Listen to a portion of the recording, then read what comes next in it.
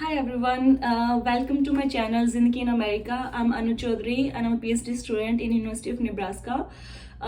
It's been almost 11ish month I'm here, and I came here in last August and in August 2022, and I'm receiving so many messages on Instagram, LinkedIn and Facebook about visa application process and how to approach professor and how to write a good email and all. तो मैं उन पे भी उनको respond करने की कोशिश करती हूँ अब जितना मैं कर सकती हूँ, बट देन आई रियलाइज कि इंस्टेड ऑफ आंसरिंग इंडिविजुअली मैं I can make a series about like from starting introductory part to each and every section. So this video is the first video in that series. तो आज मैं इस video में बिल्कुल basic जो study abroad की tips हैं, study abroad के बारे में जो इंट्रोडक्टरी जो डिटेल्स हैं उनके बारे में मैं बात करूंगी.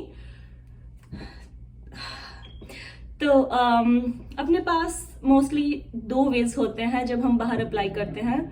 तो एक होता है कि if you have like gazillions of money, then you can go for then you can opt for the process where you don't need to fill any form regarding assistantship, and you just like apply anywhere in the world and then pay their fees and just get in. So but I'm assuming like mostly people are trying for assistantship position and all. तो यहाँ पे दो है, अगर आप masters के लिए apply कर रहे हो या पीएचडी के लिए अप्लाई कर रहे हो. तो सबसे पहले कोई भी है, अगर आप पीएचडी के लिए अप्लाई कर रहे हो तो मैं एक फॉर एग्जांपल मैं पीएचडी का बताती हूँ. अगर आप पीएचडी के लिए अप्लाई कर रहे हो तो आप अपनी एक अच्छी सीवी बनाएं एक प्रेजेंटेबल वे में. आपको जो जो आपने किया है, जो जो आपने अचीव किया है, and present that in a good way. And the second thing that I did is कि एक एक्सेल सीट बनाई थी मैंने. उस एक्सेल सीट में मैंने क्या डाला कि name of the universities first, and then if you have like country in your mind then it's like well and good. But if you are like applying for like if you are thinking about like multiple countries at the same time, like okay, if I'm trying, so for me I tried for UK, US and Canada, but I was receiving positive emails from only US, so I stopped emailing about to different universities and I was focusing on only on US universities. तो आप एक Excel seat बना सकते हैं जिसके अंदर आप अपना university name, department name and then professor की जो ईमेल एड्रेस है and then his area of work. So इससे एक्सेल में क्या होगा, अप्लाई करना है. और ये आप कैसे फाइंड आउट करोगे कैसे अप्लाई करना है, किसके अंडर में ही क्यों करना है. आप जब यूनिवर्सिटी फैकल्टी वेबसाइट पे हम जाते हैं तो हम प्रोफेसर की जो रिसर्च पब्लिकेशंस हैं वो और किस एरिया में काम कर रहा है वो देख के हम डिसाइड कर पाते हैं कि ठीक है ये हमारे रिलेटेड फील्ड में काम कर रहा है, then it's better to approach him. तो हम वो लिस्ट बनाते हैं and then at the same time और किस किस से कॉन्टेक्ट करना बाकी है. तो मैं ये करती थी कि अगर मैंने कॉन्टेक्ट किया है, अगर उनका रिस्पॉन्स नहीं आया है, then I was highlighting that particular professor in the yellow section.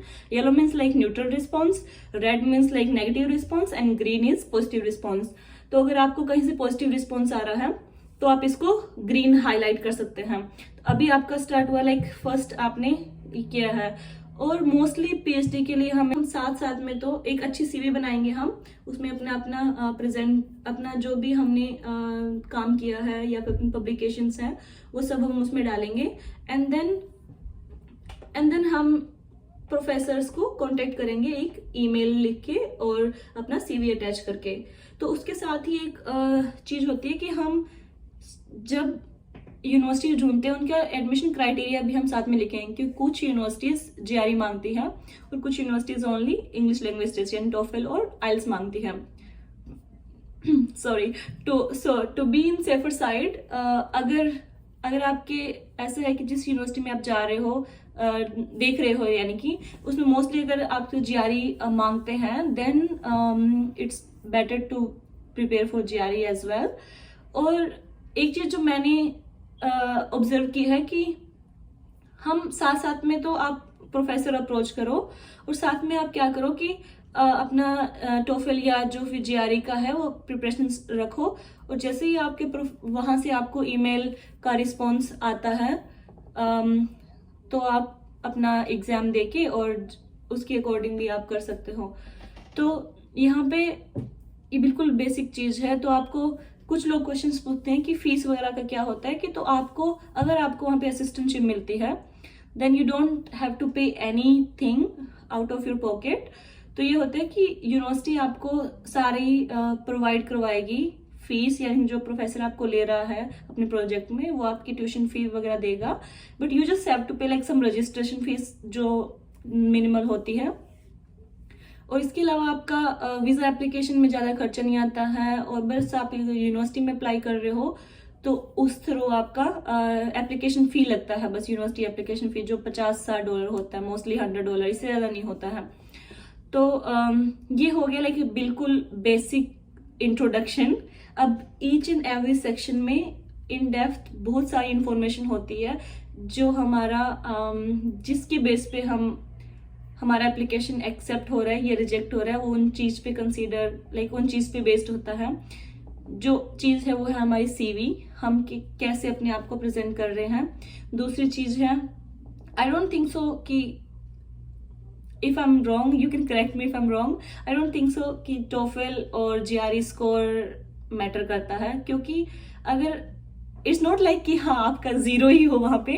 अगर आपका यूनिवर्सिटी मोस्टली 80-85 टोफेल मांगती है, अगर आपका उससे ज्यादा है, चाहे आपको 120 आउट ऑफ 120 है, इट डजेंट मैटर अगर आपकी सीवी में कुछ नहीं है तो अगर आपका एक साइड से कम है और दूसरी साइड में आपका अच्छा है तो वो आपका बैलेंस हो जाता है।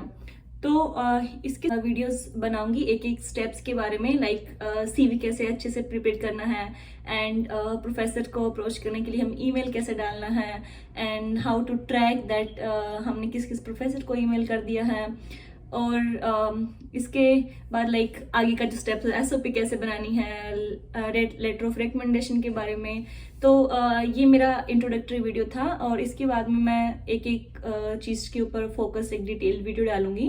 अगर आपको इसके अलावा कुछ और इन्फॉर्मेशन चाहिए then you can send me a message on my social media account, or you can comment, or you can put your question in the comment section.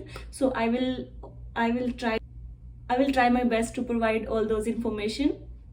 So yeah, thanks for watching my video, and please stay tuned with me if you are looking for any information related with study abroad and visa application processes.